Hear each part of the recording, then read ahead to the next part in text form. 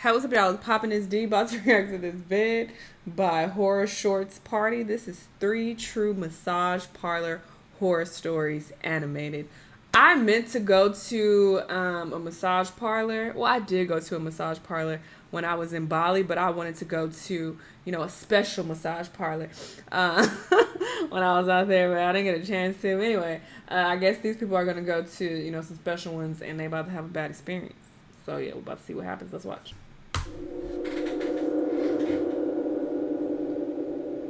Why am I watching a scary video at nighttime? This is stupid.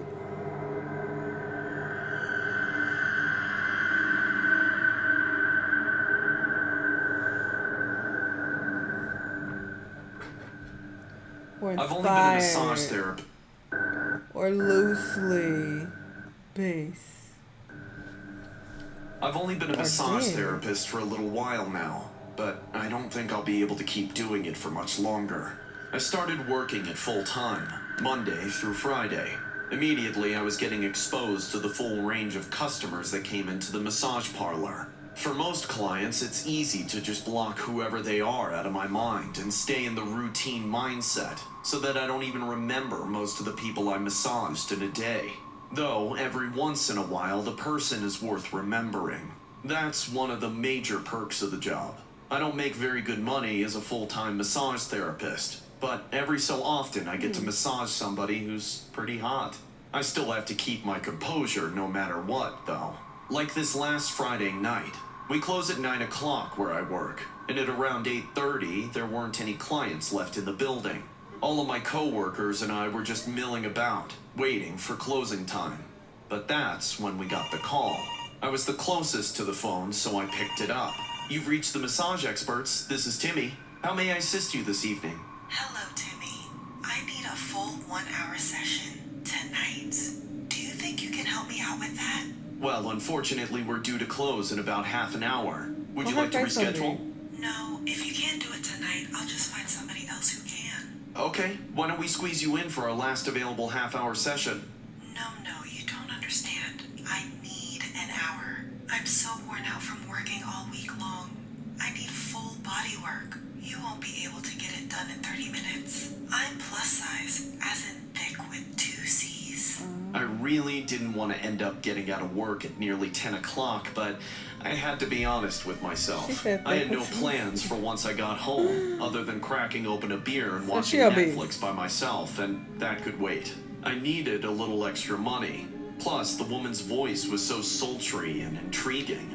Not to mention, I had a thing for women on the voluptuous side. Creepy. I figured an hour alone with her seemed like an opportunity that I shouldn't pass up. Nigga, you so I was stuck creep. my You neck should out not for be. her. This is why when I get massages, I want a woman. I do not normally get massages by men. I usually request a woman because it is creepy ass shit.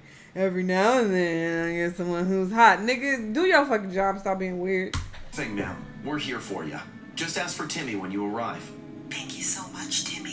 I had the sinking feeling in the silence after the call that I'd made some sort of mistake, or that I had done something I wasn't supposed to as a professional massage therapist. I tried to ignore the feeling while I waited, watching my coworkers get ready to go home as I prepared for another client.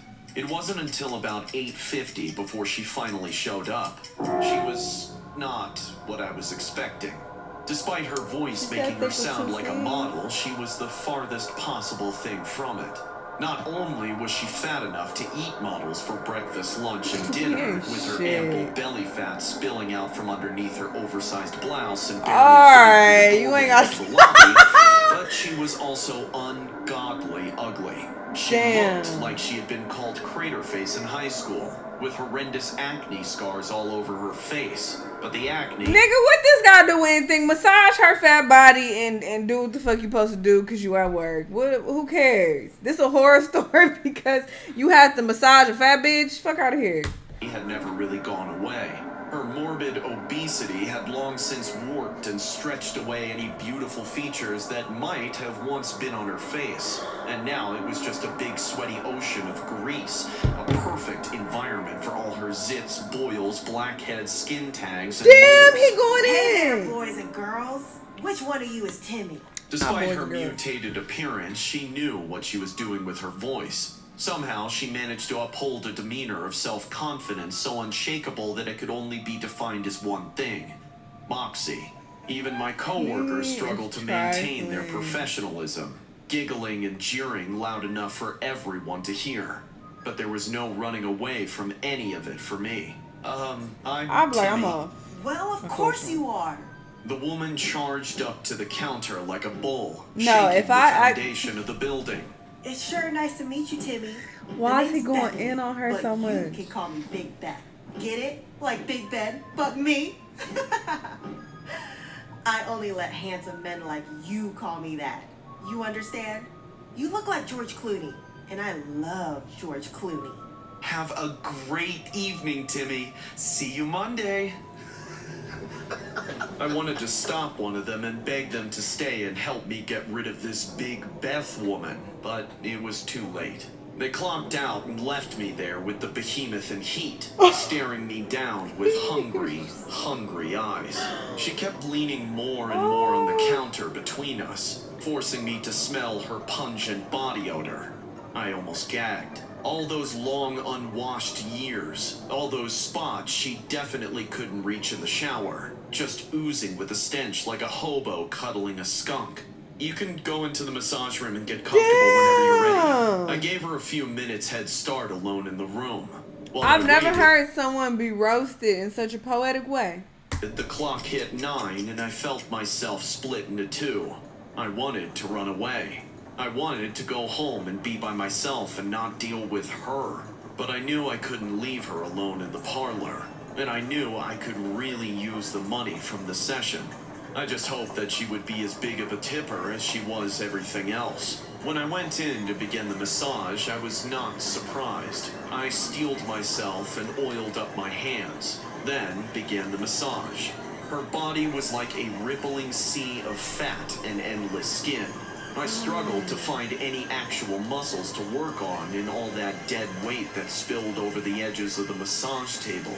It felt like I was just digging aimlessly through the folds of jello, uncovering all the crusted sweat and lint I had feared of. But that wasn't even the worst of it. Oh, yeah. Yeah, these That's noises. good. That's good. You really know how to use those hands. Don't you get all the thick girls calling you daddy with skills like that? Yo.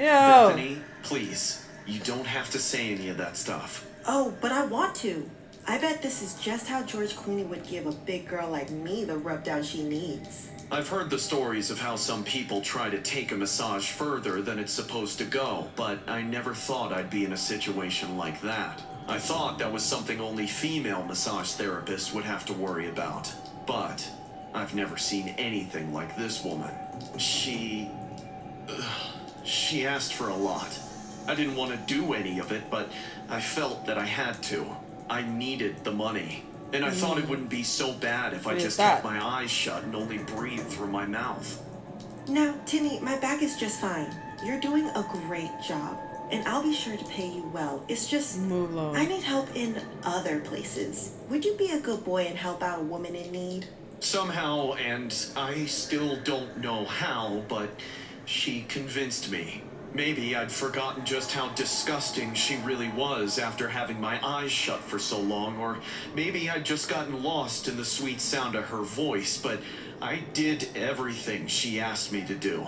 I clipped her toenails because she said she couldn't reach them and they were starting to grow fungus, so I agreed. Ain't no fucking way. They needed to be cut. When that was over with, she asked me to shave her legs because she was going out Saturday night and she didn't want to look like a bear, and I agreed. Why? That on top of everything else, she didn't need hairy legs. And of course, she asked me to take a washcloth to all the creases in her belly, which I did just to be nice because I didn't think anyone deserved to smell the way that she did. How the fuck she going out and After she can't wash her all body? that, she asked me to clean She ain't off going her nowhere. feet. Finally, after the longest and most arduous hour of my life, it was time for her to go. She got dressed with a big smile on her face and a sparkle in her eye, giving me all sorts of compliments on my work. Before she walked out, she left a huge stack of bills on the desk and kissed me on the cheek. And then she was gone, out the door. and I haven't seen her since. I washed my hands and rinsed out my mouth as thoroughly as I could, but no matter your how mouth? hard What you I was doing with your tried, I mouth? could still taste her. Before I went home could for the taste night, her. I thought I'd count my nasty. hefty payment for the ordeal. But that's when I found out something that They nearly fake? killed me. Those bills. Not one of them had the face of a president. Each and every single bill was the same face. George Clooney. Oh, that's fucked up. Bitch, I will find you. And you gonna pay. Wow. I'm a masseuse at a therapeutic massage parlor. One that's known for being a respite for tired and weary workers who require accommodations at later times of the night than most parlors stay open. We're officially open until 10 o'clock. But in many cases, the girls and I tend to stay at work as late as midnight, working on quote-unquote overtime for our regular clients. Since we're open so late, there have always been rumors that we operate a little sleazier after hours, offering services that are outside the realm of massage therapy. But I don't participate in any of that. I go to work to use the skills I learned in school to make a living. My body, though I'm sure it can make money if I desire to use it that way, is my sanctuary. That said, I mind my own business as far as the other girls are concerned. They're allowed to do what they want. I'm not their boss and I don't judge. It's just not something I would do. Though I do understand feeling the need for a little extra cash on top of the regular paychecks. I have my own side hustle as well. I operate a sort of freelance massage business out of my home for the really, really late night clients. Still, I don't offer any sleazy services, especially in my own home. I'm just a night owl and I'm usually up until sunrise most nights anyway. So I don't mind working until 2 or 3 in the morning as long as the clients pay the convenience fee. My home massages aren't the most popular thing, however, as I don't venture to tell many people about it. I only let very specific kinds of people into my home. Usually the more unorthodox people who may not feel as comfortable in the public parlor. I'll explain what I mean. One day I arrived at work around the same time as a coworker of mine. We entered the lobby together and scanned the room for the potential clients we might end up getting. For the most part, the crowd was pretty typical. But there was one man who stood out. He was impossible not to see, because he looked to be taking up Why am I three fat? seats in the waiting room. The grossest thing about those sorts of people, in I just my fat opinion, obese. is the clothes they wear. They must struggle to find clothes that fit them, and for that matter, the act of doing laundry must be a daunting task. Because it always looks like they've been wearing the same raggedy old stain-ridden shirts and crusty baggy sweatpants with overstretched waistbands. I shuddered when we made eye contact and he gave me that snaggletooth smile. My coworker and I both tried to ignore the man. We walked through the lobby to the front desk where the receptionist was waiting to give us her schedules for the evening. Neither of us wanted to get that obese man's appointment, but of course, as fate would have it, I received it. I sighed and tried to hide my intense feelings of disgust. I reveled in the appointments I had before, where I got to work on regular, semi-attractive, or at least not revolting people. But my time with him came sooner than I wanted. Appointment for Johnson? That's me. I watched him squirm and pry himself out of the seats he was wedged in. It took him a good minute. When he finally made it to his feet and hobbled over to me, I suppressed my urge to gag and tried to pretend that he was just any normal client. Go on in and get comfortable. Undress if you'd like, and there's towels in You're there not for gonna fit on you. the I'll be in table. after a few minutes so you can get settled on the table before we begin. You have such a hospitable and welcoming attitude, ma'am. Just the sound of your voice is already relaxing me. But I bet your hands will relax me even more. That's why they pay me the big bucks, Mr. Johnson. I waited a few agonizing minutes, then entered the massage room. I did not engage in conversation. I wanted this whole thing This to is the go one I by in was on thumbnail. silence. And for the first minute or so, it seemed like that would be the case. He didn't say anything as I oiled up my arms and hands. But as soon as I put my hands on him, he started moaning. And it wasn't the quiet, muffled moaning you might expect from someone laying face down. No, it sounded like the dramatic, theatrical, wall-piercing moans of a man in the middle of, well, you know.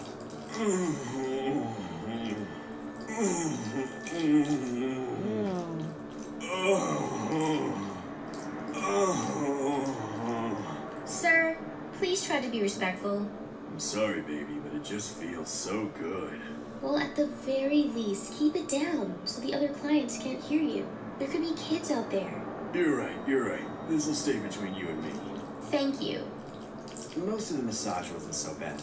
He didn't talk the entire time, but every few minutes he'd say some unsavory, suggestive things. I could use a lot more of your angelic touch. now and later. Maybe we can be friends outside this place as well. Nope. I just had to keep shutting him down. All of his advances were verbal in origin, so it was easy to keep my cool. His body was a vile, swampy mess of mold and sores and an ocean of fat, but I can massage anybody. I had a strong enough stomach to work on him, at least within the confines of my job. I just don't know how people can live like that. It honestly just makes me sad. I was very excited to be over with. Looks like that's all the time we have, Mr. Johnson. Oh, what a shame. Over so soon? You think you can finish me off with a little something something? Ugh, give me a break, bud. It just ain't gonna happen. I'm a masseuse. I'll massage you for payment, nothing else. Well, I really could use some more massaging. There's a lot of me to work on. You know what, John? I also do massages at my house. I'd be happy to do another session with you in about 2 hours? As long as you understand that it's just a massage, alright? That sounds divine. Why would But you wait, agree? don't let me forget to tip you. I set up my massage table in the living room. At about 1:30, he rang the doorbell. Welcome in. I'd like to begin as soon as possible, so let me just get a couple of things out of the way. I need you to sign this agreement form for record-keeping purposes. I just do this to make sure I don't get scammed. You understand? Great. Now here's the menu. Look it over carefully and tell me what you'd like. John then scans the menu of specials, which included stuff like 30-minute or 1-hour Japanese specials, special, the okay. Japanese special, but of course, John, like many past clients, would request. A happy ending special, baby. That's what I want. Very well. Get comfortable. And you'll need these, for the happy ending. I left him alone in the room, No, she about to knowing that he listen was to on shit. the other side of the door, stripping down to nothing but an XL towel around his waist, and most importantly, blindfolds over his eyes. Sure enough, when I came back in, he was already laid out on the table, face up this time. I could see plainly through the towel that he thought he knew where this was going. He didn't have the slightest clue.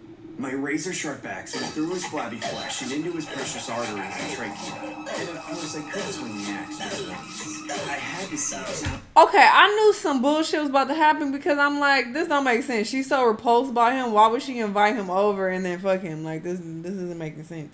But I didn't know we was talking about death. How many pieces I could chop it into. To this day, I'm still baffled that people ask for my happy ending special, despite not even reading what it entailed. Wait, the claim will authorize a butchery? Happy ending special, despite not Weapon of choice. even reading what it entailed. What the fuck?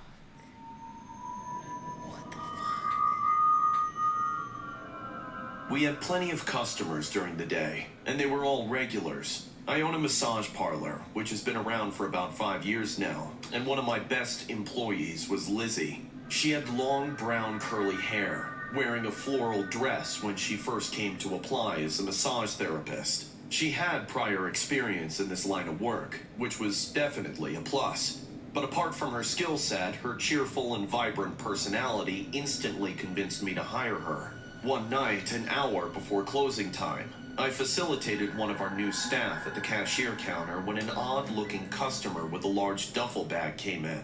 He had scruffy hair like he hadn't showered in days. His eyes were red, probably due to over-fatigue, and his shirt, for some reason, was inside out. I didn't want to be judgmental, and so I asked. How can we help you, sir? Would you like to try one of our new services? He didn't answer. In fact, he seemed to be surveying the area, but for reasons I couldn't fathom. Then, out of the blue, Lizzie approached me from behind and asked, Miss Rachel, I think we're out of Sacred Earth lotion. Could I drop by Walmart to buy some? As Lizzie and I were talking, I could see from my peripheral vision that the man's eyes were all on Lizzie, scanning her from head to toe, drawing a malicious grin as he drooled. I could tell that Lizzie was feeling a bit anxious, and I couldn't blame her. The man was disgusting. I had a bad feeling about him, but I couldn't drive him away based on a mere hunch. We still had Sacred Earth lotion in the storage room. Therefore, I asked Lizzie to search for a specific box on the top shelf, which she might have missed earlier. As soon as she left, the man approached me and asked, Oh, I've never seen her before. Is she new here? Well, it's the same I can say for you, sir. I haven't seen you around these parts. I retorted. infuriated by his lack of hygiene and how he pretended to be an old customer. You got me? He wanted to make it look like he was messing around, but I wasn't pleased.